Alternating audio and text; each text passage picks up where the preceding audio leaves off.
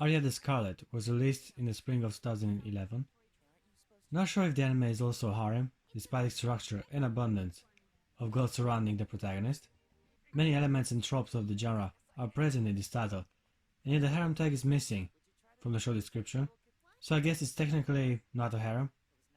But the show feels like one, which was enough for me to give it a try. While the anime is indeed a bit different from what I'm used to, Aria the Scarlet emphasizes a lot on action, with guns being a priority weapon in the most fight sequences. Later on in the show, he spices up with swords and hand-to-hand combat. Strangely enough, even some mythical creatures make an appearance, while superhuman abilities are also introduced. I was a bit confused near the end, as I was more or less expecting for the anime to be grounded in reality, or to at least try to keep it action-packed in a spy movie fashion. But no, there are some consistent fantasy elements integrated within the story, and I'm not sure if I like this addition to begin with. For me the show would have worked better, or it would have been at least a bit more focused if the writer would have been satisfied with just the guns and slow motion sequences.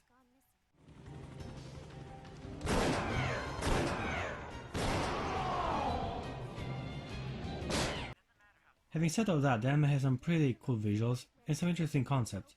Aria the Scarlet presents a world where a few skilled teenagers are tasked with enforcing the law. They are also permitted to possess weapons and are trained in specialized fields to apprehend or eliminate criminals. The academy these gifted students attend is called Butte, a pretty suspicious name for a national security agency, if I may add. The protagonist of the story, called Kinji Toyama, is a student at Tokyo Butte High, and despite being genetically gifted for becoming a Butte agent, he's determined to pursue a different career due to personal reasons. On his way to school, the main character gets attacked by the Butte Killer, a criminal notorious for eliminating a number of other agents. Luckily for Kinji, the elite Butte assault prodigy, Aria H. Kanzaki, comes to his rescue, and from that moment on, the life of the protagonist changes drastically. While being just above average at the moment, Kinji used to be ranked level S in the past, before deciding to give up on the academy. The most intriguing aspect regarding his character would be his alternative ego called Hysteria Mode. In accordance with anime laws, the way the protagonist activates his hidden personality is through good old-fashioned perversion. That's right, whenever Kinji gets a little bit too excited, his blood starts boiling, and he becomes an overpowered gunslinger badass.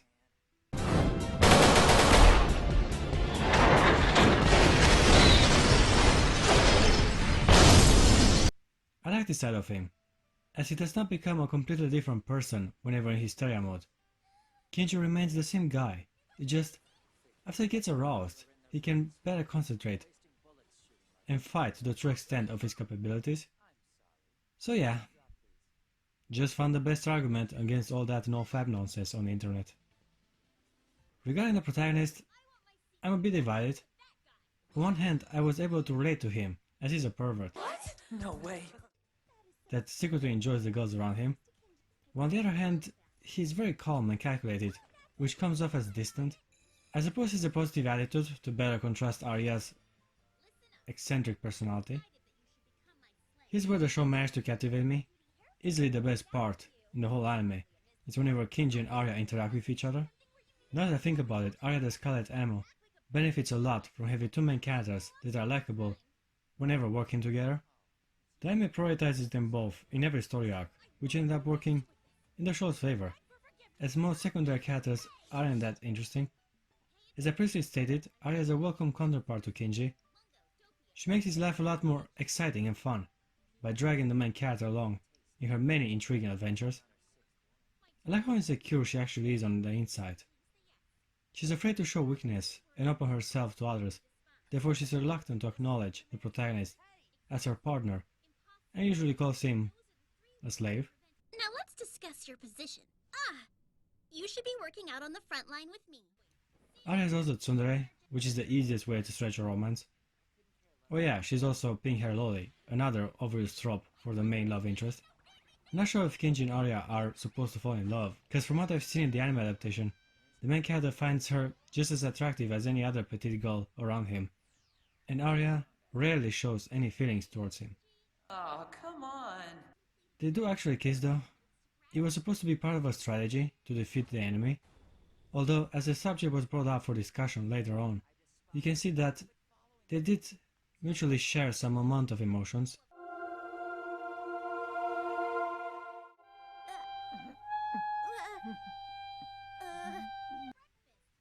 Well, again, it does not mean that much, as later on into the show, two more girls get to kiss him as well.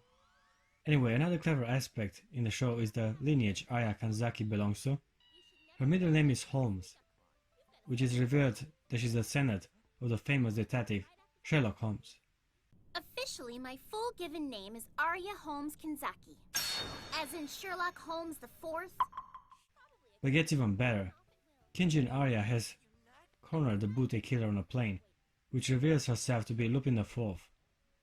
So yeah, great detective versus master thief.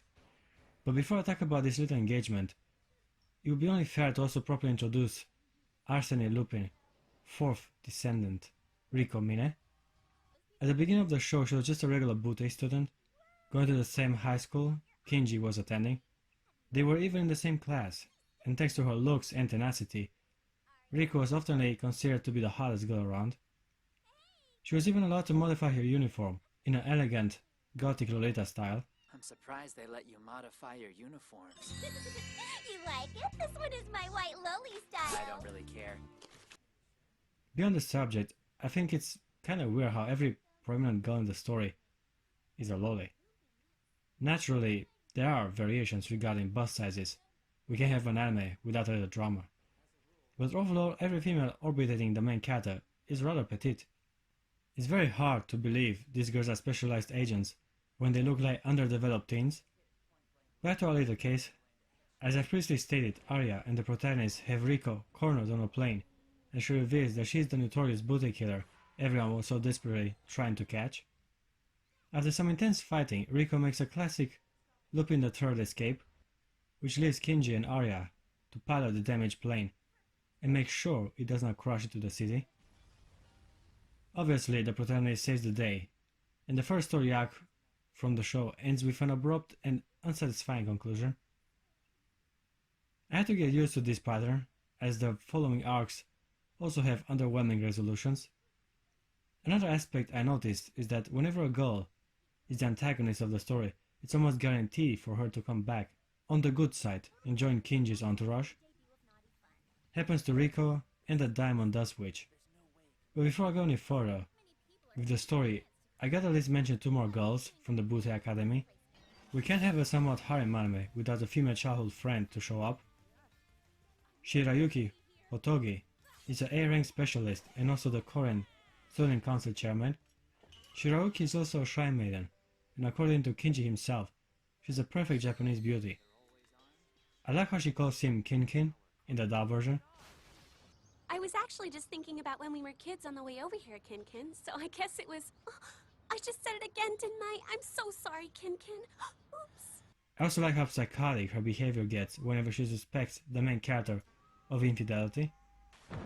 Kin-Kin, you wouldn't be trying to hide something from me, would you? No, I'd never try to hide Aria. I mean anything from you. You see, she considers herself to be Kinji's future wife. Therefore, Shirayuki gets extremely jealous whenever the protagonist hangs around with another girl. And it gets ugly. I mean, she turns berserk and starts slashing away with her swords.